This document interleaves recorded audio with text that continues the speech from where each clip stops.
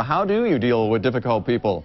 Our next guest has some suggestions. He's the co-author of this book, Dealing with People You Can't Stand: How to Bring Out the Best in People at Their Worst. Dr. Rick Brinkman is he's a doctor. What kind of a doctor is that? I'm a holistic physician. It says naturopathic, or naturopathic, I guess. What does that mean? It's a holistic degree in Oregon as well as other states, and basically my practice, I noticed when people dealt with their relationship issues, a lot of their physical symptoms went away. So I function more as a naturopathic psychologist. Very interesting. Let's talk about some of the personality types. You listed 10 in the book. We're going to go over and try to get it to as many as 5. Only 5? Oh, well, in fact, we'll get to the whiner later. Okay. First, the tank. Who's the tank? The tank is the person who gets in your face. I can't believe what I'm seeing. You must be a genetic mistake. You have been working on this project 3 weeks. You're already 4 weeks behind. Now, here's what we're going to do. Parliament dissolved. I'm in control. Any questions? Good.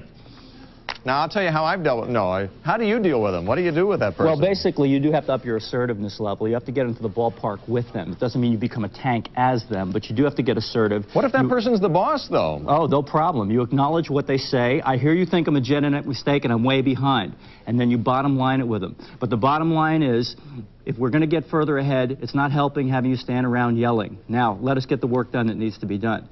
And I'll tell you, very often, especially the boss, thinks, I didn't know you had it in you. In other words, they like when you give them back what they're giving you. It's called blending. You get into the ballpark. Now, you're not being abusive or aggressive like them, but you are being assertive. And assertive people like assertive people. This is the proverbial high school bully you stand up to and then becomes a best friend. Here's a guy from Office Politics 101, the sniper. Hey, yeah, I got a great idea. Let's play horse. I'll be the head. You just be yourself. Hey, can't you take a joke? Don't get all emotional. Now we have two snipers in one. There's actually a friendly sniper. This is friendly fire. This is people who like you, so they engage and put down humor. Hey, a high-fiber diet, bring out the best of you. And then you have a malicious sniper, somebody who's really holding something against you. The bottom line with all sniping is a sniper can't snipe if there's no place to hide. If you think it's friendly, you have to go out to lunch, call it to attention, say, I don't like being the butt end of your jokes. They'll say, I'm sorry, it's just, you make such a good butt. I'm sorry. And then you just catch them in the act of doing it right, and you can retrain them. The malicious sniper, you have to call attention to it. Excuse me, I heard you say I lost my last job because of illness and fatigue. They got sick and tired of me. Is there something going on I should know about?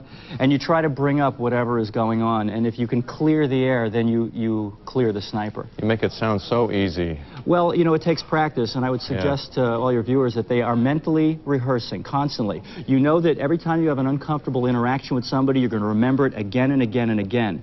Well, if you were to replay it, no, this is the way I would have handled it, this is the way I would have handled it, then you're going to create a new association. And the next time you're with that person, you will respond differently. The know-it-all. We all have them. Of course. I know 99% of anything. Just ask me and I'll tell you for hours on end.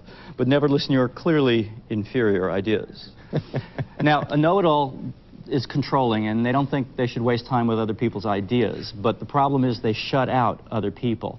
And with a know-it-all, you have to do a lot of backtracking, meaning you say back what they said to you. The know-it-all must know that you know how much they know, or they will never listen to you. Then you have to find out what the know-it-all's criteria are. Why do they think their ideas are the gift from God? And then when you're ready to lead them, you have to integrate all of their criteria.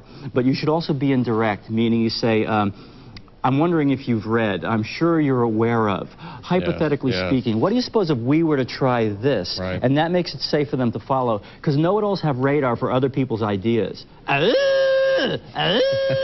Incoming.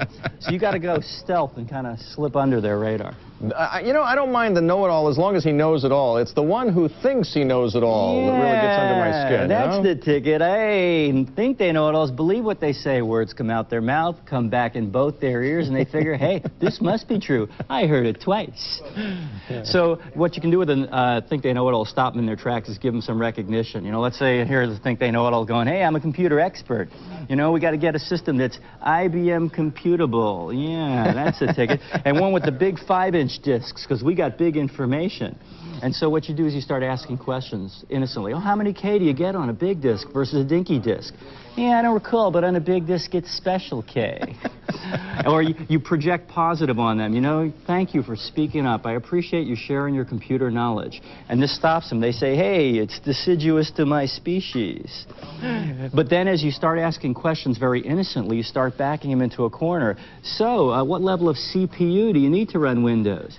Oh, no, the CPU is busy meeting with the board of directors, running the company. And then what happens is people start to see that the think they know-it-all doesn't know what they're talking about, and you do.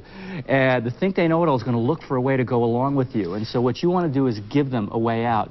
So you can mention documentation and go, but maybe you haven't read that issue yet? Yes, yes. And they go, the latest issue, my subscription perspired. The name of the book is Dealing with People You Can't Stand. Dr. Rick Brinkman, the co-author, joining us from Portland. We're not going to do the whiner. We didn't have time to do the whiner. I'm sorry. Thanks for joining us today. Appreciate it. The world's biggest